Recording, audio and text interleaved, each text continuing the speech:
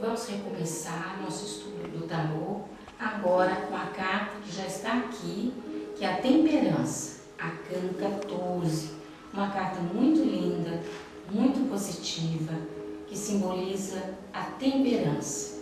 Temperar, moderar, ter paciência para esperar os resultados, ter paciência para colher os frutos. Uma carta de amor simboliza uma reconciliação que pode estar próximo.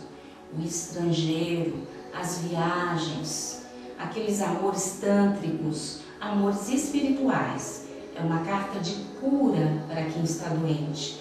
Se apareceu para você de personalidade, simboliza que você agora está no momento certo em que equilibra os sentimentos e se conhece inteiramente. Simboliza repouso, cura, absorção de todos os sentimentos que levam ao equilíbrio do ser humano e também a paciência para esperar os resultados.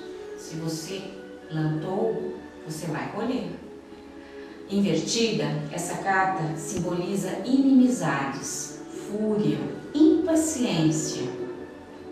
Ela é um desafio para que você se conheça melhor e possa controlar os seus instintos, saber esperar o momento certo, não ter atitudes impulsivas.